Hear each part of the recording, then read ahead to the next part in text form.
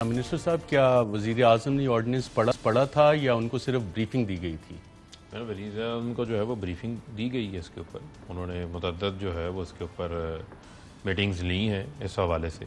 Final form में ordinance पढ़ा है उन्होंने? फाइनल फॉर्म में ऑर्डिनेंस की जो है उन्हें ब्रीफिंग्स दी गई हैं और ब्रीफिंग्स दी गई हैं, पढ़ा फाइनल ब्रीफिंग्स दी गई हैं। अब मुझे ये ज़ाती तौर पे नहीं पता उन्होंने खुद इसको डिटेल जो है उसको पढ़ा है नहीं पढ़ा। अच्छा, मलिक अहमद खान साहब, आप क्योंकि एक वकील भी हैं, आर्टिकल 48 ऑफ द कॉन्स्टिट्यूशन, क्या ये नैब ऑर्डिनेंस कॉन्स्टिट्यूशन से भी तसादुम में है कि president to act on advice in the exercise of his function, the president shall act on in accordance with the advice of the cabinet और द प्राइम मिनिस्टर?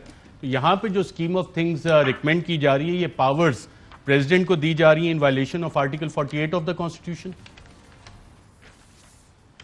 ये साहब आपने बड़ा ही अच्छा और बड़ा ही अहम नुक्ता उठाया है। इसके अंदर सिर्फ ये एक मसला नहीं है जिसके वायरीज कॉन्स्टिट्यूशन के साथ मुतसादिम हैं। इसके अंदर बेशुमार ऐसी चीज़ें हैं जो कि दुरुस्त तौर पर नहीं की गई। अब इसमें जो बुनियादी बात है वो ये है कि ये चेयरमैन की जो पहले आप इसकी चेयरमैन की तैनाती के हवाले से इसको परख लें और फिर उसके बाद आगे चले जाते हैं। जैसे अभी आपने ये नुक्ता उठाया कि आर्टिकल 48 और उसकी जो कंसल्टेशन थी लीडर ऑफ द ऑपोजिशन की, वो रूल्स में कैसे प्रोवाइडेड थी, लॉ क्या था और फिर उसका कॉन्स्टिट्यूशन के साथ रिलेशन क्या था। अब बुनियादी सवाल ये बनता है कि क्या ये मसला पहले कोर्ट्स में इस नुक्ते की इंटरप्रिटेशन हो चुकी है और वो सुप्रीम कोर्ट उसके ऊपर अपने फैसले दे चुकी है। तो उसमें एक मसला तो पहले आपके पास असफंद यार वली केस में बिल्कुल क्लियरली इसमें कोई इब्हाम नहीं रखा गया कि ये जो चेयरमैन की अपॉइंटमेंट है उसमें कंसल्टेशन पहले चीफ जस्टिस के साथ प्रोवाइड की गई जब पार्लियामेंट नहीं थी, और फिर जब पार्लियामेंट बन गई तो दो केसेस और हैं। एक आपको याद होगा सैयद फसी बुखारी की चेयरमैन की अपॉइंटमेंट थी जो चौधरी निसार अली खान साहब ने चैलेंज की, और एक सैयद दीदार हुसैन शाह साहब की अपॉइंटमेंट थी पीपल्स पार्टी के दौर में, वो दोनों सेट असाइड की गई थी। अब चेयरमैन की जो मुद्दत मुलाजमत है उसको 4 साल क्यों रखा गया और उसके पीछे लेजिस्लेटिव विल क्या थी कि नॉन एक्सटेंडेबल क्यों होगा? वो लेजिस्लेटिव विल ये थी कि उसमें चेयरमैन किसी ऐसी फेवर और ऐसी टेम्पटेशन में ना इंडल्ज हो जाएं, उनकी कहीं ये ख्वाहिश पैदा ना हो जाए कि 4 साल के बाद भी मज़ीद उनको आगे चलाया जा सकता है। और बड़ा एक इंटरेस्टिंग नुक्ता इसमें यह भी है कि जो मौजूदा चेयरमैन नैब हैं जस्टिस जावेद इकबाल, ये उस बेंच को हेड कर रहे थे जिसने ये फैसला दिया। बिल्कुल, इन्होंने इसकी मिसाल भी दी थी, अगर अली उस्मान ढूंढ ले तो आपको सुना भी देते हैं उन्होंने क्या हवाला दिया था इसका। जी, उन बड़ी वजाहत के साथ उन्होंने इस बात को बड़ी उसकी तशरीह भी की कि इसको एक्सटेंड क्यों नहीं होना चाहिए और इसकी तफसील क्या होगी। अब फिर इसी तरह जो मामला था, आपको याद होगा इरफान कादर साहब की जो बतौर प्रोसिक्यूटर जनरल एक टेन्योर उनका कंप्लीट हो गया था और दूसरे टेन्योर के लिए उनका एक नोटिफिकेशन जो बाद में रिसेंड कर दिया गया और उसका वो कोर्ट ने सेट असाइड भी किया उसे। वो काफ़ी उस पर चलती रही, कंट्रोवर्सी बनी रही होता है कि नहीं होता, लेकिन फाइनली सुप्रीम कोर्ट ने कहा कि प्रोसिक्यूटर जनरल का ओहदा भी इस चीज़ का तकाजा करता है कि उसमें भी ये फियर और टेम्पटेशन का एलिमेंट नहीं होना चाहिए। तो बुनियादी सवाल तो तय हो चुका था कि ये जब टर्म नॉन एक्सटेंडेबल, जब ये इस ओहदे पे तैनात किए जा रहे थे तो तब इसका लॉ ये था। अगर आज हुकूमत कानून को तब्दील करती है, लेकिन देखना ये कि उनकी तैनाती के वक्त कानून क्या था। उनकी तैनाती के वक्त ये था कि ये 4 साल के लिए होंगे और नॉन एक्सटेंडेबल होगा। अब अगर ये तसव्वुर कर भी लिया जाए कि इसके अंदर कोई बैड इंटेंशन नहीं है, लेकिन इसमें इसकी बोनाफाइडी भी तो इस्टेब्लिश नहीं होती। बैड इंटेंशन तो फ्लोटिंग ऑन द सरफेस आप पढ़ना शुरू करते हैं तो आपको नजर आना शुरू हो जाता है कि क्या क्या है। एग्जैक्टली, बिल्कुल, एब्सोल्युटली। और मैं एज फैसल करीम कुन्नी साहब से भी जानना चाह रहा हूं, कोर्ट ने, मैं फैसल करीम, मुझे सिर्फ एक जुमला अगर इजाजत दे तो। जी प्लीज, एक जुमला सिर्फ इजाजत दें। मैं आपको सुप्रीम कोर्ट के उस ऑर्डर के हवाले से कह रहा था कि बैड इंटेंशन ने सुप्रीम कोर्ट के हवाले से कही, सुप्रीम कोर्ट ने पार्लियामेंट के हवाले से कही। अब चेंज है कि आप पार्लियामेंट वर्सेस ऑर्डिनेंस की सूरत में आ जाए और वो भी इतनी क्लियरली उसमें ग्लेरिंग उसमें वो आप कर रहे हो कि पर्सन स्पेसिफिक लॉ लेके आ रहे हैं, तो कैसे सस्टेन हो सकता है? मुझे लगता तो ये है कि this is a very bad law और ये इन्होंने बड़ी उजलत में किया और अपने इल विल के तहत किया, अपने इल पर्पसेस को अचीव करने। मैं दोबारा आपकी तरफ आता हूं। फैसल करीम कुन्नी साहब, आपकी पार्टी के चेयरपर्सन बिलावल भुट्टो ने कहा था कि नैब सिर्फ सियासी लोगों को गिरफ्तार करता है, बल्कि क्या कहा था सुनी लेते हैं, आइए देखते हैं नाज़रीन। आज भी वो सियासी लोगों को गिरफ्तार कर सकते हैं, तंग कर सकते हैं। बिजनेसमैन और ब्यूरोक्रेट्स जो कि आप सब जानते हो कभी भी नहीं करप्शन करते हैं, वो तो उनके ऊपर नैब एक्शन ही नहीं ले सकते हैं। हम तो समझते हैं कि नैब काला कानून है। नैब जी, आपने सुना फैसल करीम कुन्नी साहब, और जब आप नैब के रिकॉर्ड देखते हैं जो सबसे ज्यादा प्ली बारगेन्स हुई हैं वो या बिजनेसमैनों ने की हैं या सिविल और मिलिट्री ब्यूरोक्रेट्स ने की हैं। तो इस कानून में जब कहा जाता है कि जी बिजनेसमैन को रिलीफ देना है, ब्यूरोक्रेट को रिलीफ देना है, तो ये सही काम है? देखें अरशद भाई, प्रॉब्लम ये है कि नैब इस वक्त जो है अगवा बराए तावान की इदारा। आप करप्शन करें, जितनी आपकी मर्जी है करप्शन करें, उसके बाद आप कुछ प्री बार्गेन करें, कुछ पैसे दें, बाकी आप अपने पैसे क्लियर कर लें और आराम से अपनी जिंदगी गुजारें। ये चीज है ना। सजा कितने लोगों को हुई है, कितने लोगों को टांग है। अभी आपने ओमनी केस में भी तो प्री बार्गेन्स ही हुई है ना काफी सारी, और कुछ रह गई हैं। तो अगवा बरा तावान ही हो गया ना, और क्या हो गया। और देखें उसमें देखें, अब आपने वज़ीर साहब का क्लिप देखा कि ये सारे चोर और डाकू, और मुझे अगर मैं जब आ गया और ये मेरे साथ हो तो मैं 3 दिनों में सबको टांग दूंगा। 3 महीने कितने लोगों को टांग? 3 साल हो गए। 3 महीने में सबको टांग दूंगा।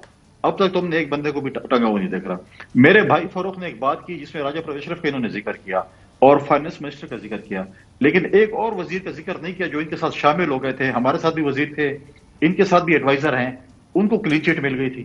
सबसे पहले उनको क्लीन चिट मिली उस केस के अंदर, ठीक है, लेकिन वो क्यों नहीं बुलाए क्योंकि वो पीटीआई में शामिल हो गए थे। तो ये चीजें जो हैं, ये चीजें अब ये कहें कि आप लोग बिल्कुल फरिश्ते हैं।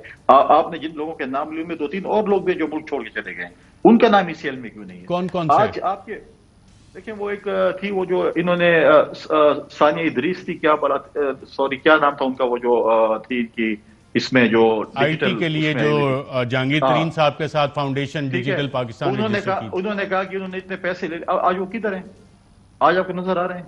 ये लोग सारे जिनके फॉरनर है, सारे इनको जो है क्लीन चिट दे रहे हैं। आज अगर कोई मुल्क से बाहर नहीं जाता, आपके फॉर्मर जो प्राइम मिनिस्टर है या लीडर ऑफ द अपोजिशन है, वो मुल्क से बाहर नहीं जा सकते हैं क्योंकि उनका खतरा है वो मुल्क से बाहर रह जाएंगे। ईसीएल में उनका नाम डाल दिया, सारे अपोजिशन वालों का नाम आप ईसीएल में डालेंगे। जो आपके साथ थे वो आपके ईसीएल में नहीं है। जैसे आपने इनके लोगों के नाम, इनको कौन वापस लेके आएगा? क्या इमरान खान साहब वापस लेके आ सकते हैं? ऑफिशियल पोजीशन क्या आप इसको सपोर्ट करेंगे या फुल्ली अपोज करेंगे, अदालत में जाएंगे, पार्लियामेंट में क्या स्ट्रेटेजी होगी आपकी? देखिए, हम टोटल इसको अपोज करेंगे, हम हर फोरम अपनाएंगे। हमारी पार्टी की इस पर मीटिंग भी हो रही है, बिल्कुल हमें अदालत जाना पड़ा, हम अदालत में भी जाएंगे।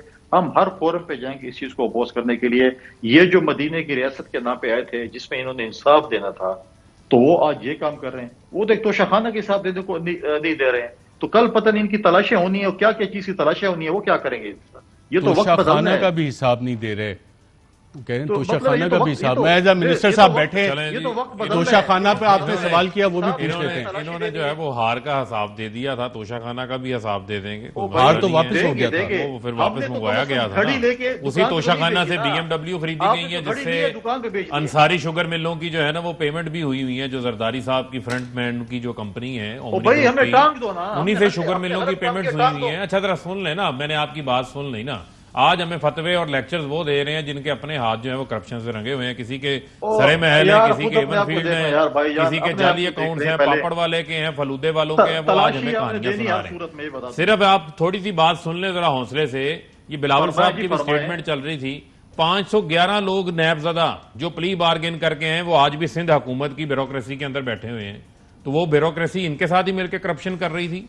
यहां भी अगर आप ब्यूरोक्रेसी प्रोसीजरल लैप्सेस के अलावा अगर आपको ऐसा काम करते हैं जहां पर आपको को मॉनिटरी बेनिफिट नजर आ रहा है, तो उनके ऊपर कार्रवाई होगी। किसी को कोई क्लीन चिट नहीं है कानून के तहत, और उसके ऊपर नैब आजाद है, नैब अपना काम करेगा।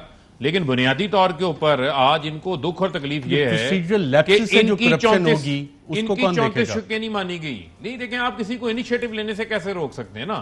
वो भी तो एक खौफ अपनी जगह के ऊपर मौजूद है ना अरशद शरीफ साहब।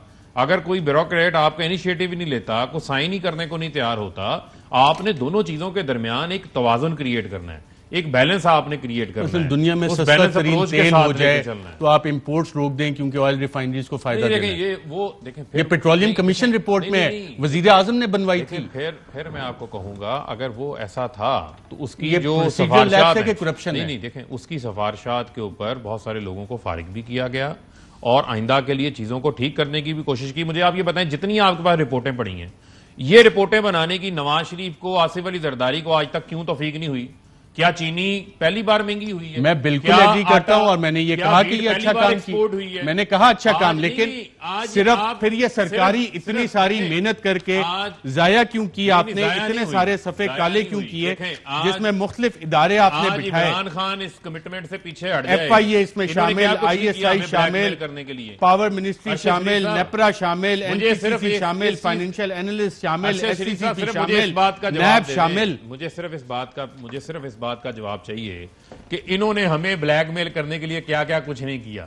NRO लेने के लिए इन्होंने असेंबलियों के बायकॉट किए। एक मिनट सुन लें, असेंबलियों के बायकॉट कर रहे हैं, एहतजाज कर रहे हैं, अदम एतमाद, लॉन्ग मार्चेस, सब कुछ करके इन्होंने देख लिया और फिर आपने NRO दे दिया। कहां मिल गया NRO?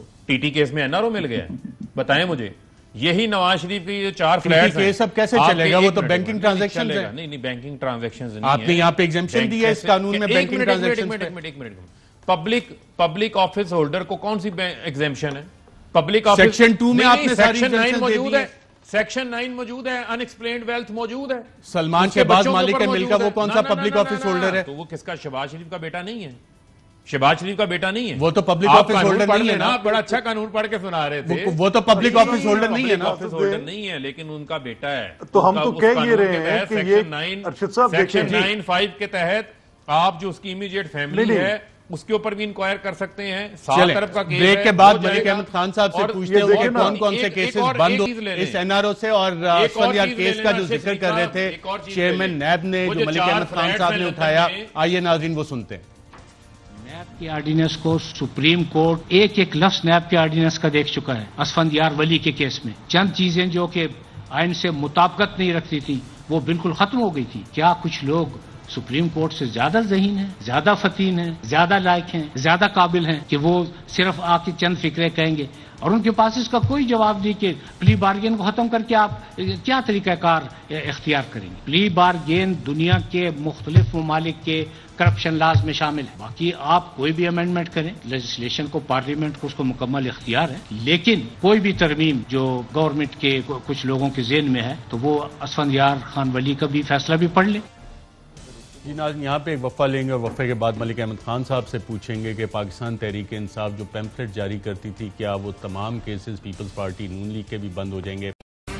अहम तरीन खबरें अब एक क्लिक की दूरी पर। आपके पसंदीदा टॉक शोज हों या अहम मुल्की या गैर मुल्की शख्सियात की न्यूज कॉन्फ्रेंसेस, हर लम्हा बाखबर रहने के लिए सब्सक्राइब करें हमारा YouTube चैनल। मौसम की सूरत हाल हो या खेल के मैदान से खबरें, अपने मोबाइल फोन से मुल्की और बैनुल-अक़वामी अहम खबरों तक रसाई के लिए डाउनलोड कीजिए मोबाइल ऐप। बावसूख ज़राए से मुसद्दिका खबरों, तज्ज़ियों और तबसरों से मुस्तफ़ीद होने के लिए विजिट कीजिए पाकिस्तान की सबसे बड़ी न्यूज वेबसाइट www.arYnews.tv। इन सब के अलावा पाकिस्तान का सबसे बड़ा फेसबुक पेज हो, सबसे बड़ा न्यूज इंस्टाग्राम अकाउंट या फिर ट्विटर, ARY न्यूज पहुंचा रहा है खबरें सबसे पहले आप तक, ताकि आप रहें हर लम्हा बाखबर।